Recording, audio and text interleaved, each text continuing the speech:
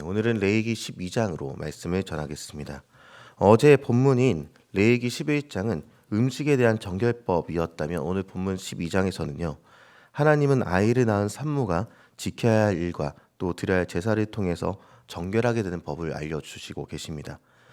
레위기는요. 거룩과 관련된 내용을 다루고 있죠. 그리고 12장에서는 아이를 낳은 산모가 정결하기 위해서 지켜야 할 것들에 대해서 기록하고 있는데 오늘 본문은 무엇보다도 준비라는 이 부분에 중점을 두고 있습니다. 레위기 12장 2절을 보면요. 남자를 낳으면 그는 1일 동안 부정할 것이다. 이렇게 이야기를 합니다. 7일 동안의 부정인데 곧 월경할 때와 같이 부정할 것이다. 이렇게 얘기를 하고 있는 것이죠. 피 흘림 자체에 대해 부정함이라는 이 원칙을 주신 것입니다. 해산은 원래 축복 가운데 임하는 아주 성스러운 일입니다. 아담과 하와의 타락 이후에 하나님이 하와에게 주신 벌은요. 해산의 고통이었죠. 그렇기에 아이의 출현은 축복된 일이지만 동시에 부정한 일이기도 하게 된 것입니다. 그리고 4절에 보면 33일이 지나면 정결하게 되기 때문에 그래서 산모는 7일의 부정의 시간을 지나고 기다림의 시간 후 33일을 합쳐서 도합 40일 동안의 격리된 생활을 하라 이렇게 기록하고 있는 것입니다. 그리고 총 40일이 지난 후에 번제로 1년 된 어린 양과 속죄제로 비둘기를 드려서 정결함을 얻게 되는 일이 바로 오늘 본문인 것이죠. 정결함을 위한 40인 것입니다. 이 40이라는 숫자에 무언가 의미가 있어 보이죠. 먼저는 이 40일은 아니지만 40년 단위로서 모세의 40년, 그러니까 이집트 생활과 40년 광야 생활 그리고 출애굽 후 40년 광야 생활이 떠오르게 되기도 합니다. 이제 모세에게 있어서 이집트의 40년은 지도자로서의 준비 과정이었고요. 또 광야로서의 40년은 하나님의 메신저로서의 준비 과정이었습니다. 그리고 출애굽 후에 이 40년은 가나안에 들어가기 위한 시간들이었던 것이죠. 그렇게 오늘 레위기에서 이 산모의 40은 무언가에 대해 준비한다. 이렇게 자연스럽게 생각해 볼 수 있는 것입니다. 아이를 낳은 산모를 부정하다라고 하면서 40일간을 격리하게 하고 후에 번제와 속죄제를 드리라고 하신 것은요. 단순히 해산의 고통을 겪은 산모의 몸을 회복시키고 보호하기 위함만은 아닌 것 같습니다. 물론 산모가 아이를 낳고 난 뒤에 무리하게 농사일이나 다른 집안일에 동참하게 되는 것을 막는 일도 이를 통해서 일어납니다. 그리고 고아와 가부와 객에게 사회적 약자에게 관심을 갖고 계신 하나님의 그 계획 안에서 이 부정의 기간을 통하여서 산모가 회복과 쉼을 얻게 된 일도 분명히 있었던 것이죠. 그러나 조금 더 생각해 볼 것이 있는 것은요. 단순히 위생의 문제를 그리고 쉼을 얻는 것을 넘어서는 것을 오늘 본문은 담고 있습니다. 왜 하나님께서 아기를 낳으면 40일의 정결의 기간을 거치라 이렇게 얘기를 하셨겠습니까? 이 성경에서 40일이란 아까 잠시 말씀드렸지만 기다림 혹은 준비의 기간을 상징합니다.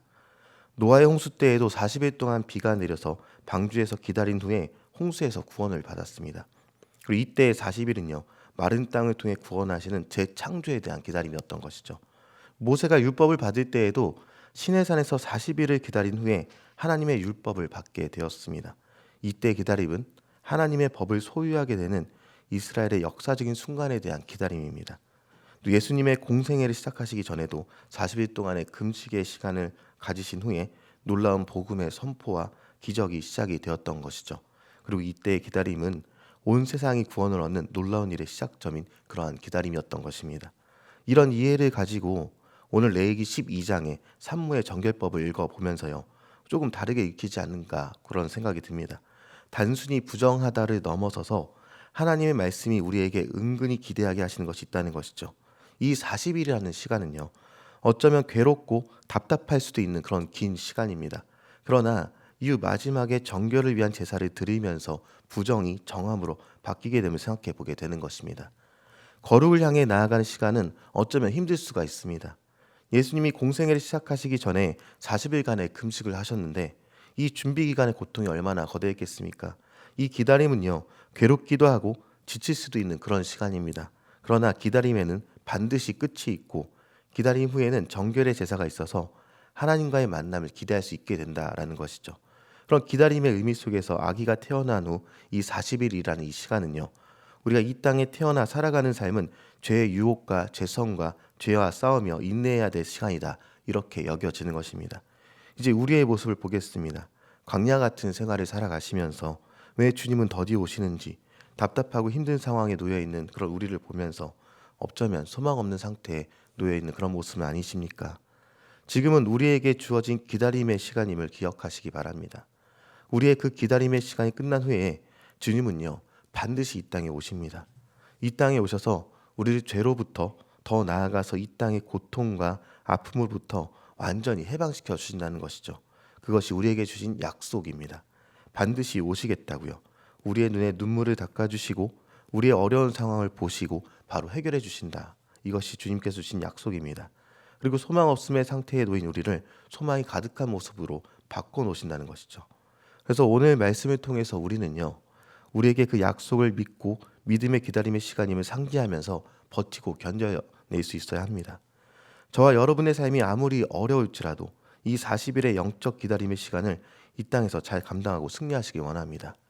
그 다음입니다. 3절을 보니까 남아의 경우 난지 7일이 지나고 8일째 되는 날 할례를 받아야 된다 이렇게 기록합니다. 할례는 하나님이 아브라함과 세우신 언약을 상징하고 있습니다. 하나님께서 주신 약속을 붙들 수 있도록 부정의 기간이 있지만 하나님의 약속을 붙든 할례가 있게 되는 것이죠. 아이의 포피를 잘라서 할례를 베푼다는 것은요, 하나님의 사람으로 또 거룩한 백성으로 살아가게 하겠다라는 하나님의 약속이 되는 것입니다. 모세가 미디안 땅에서 하나님을 만나 죽게 되었을 때 십보라는 아들에게 할례를 베풀고 모세가 피난편이다라는 이 단어를 사용하게 됩니다. 그래서 모세의 죽음이 넘어가게 된 사건이 있었던 것이죠. 이는 아브라함과 하나님 사이의 언약을 기억하는 도구이기 때문에 할례가 중요한 것으로 여겨진 것입니다. 이 구약에서의 이 육체 할례는요, 단순히 예표다라고 얘기할 수 있습니다. 신약의 성도인 우리가 육체적 할례에서는 완전히 자유합니다. 그러나 신약의 성도인 우리는요, 육체의 할례가 아닌 이를 넘어선 마음의 할례를 받아야 합니다. 신명기 10장 16절에 그러므로 너희는 마음의 할례를 행하고 다시는 목을 곧게 하지 말라 기록합니다. 그 예레미야 4장 4절에서도 유대인과 예루살렘 거민들아 너희는 스스로 할례를 행하여 너희 마음 가죽을 베고 나 여호와께 속하라 이렇게 기록하고 있다는 것이죠.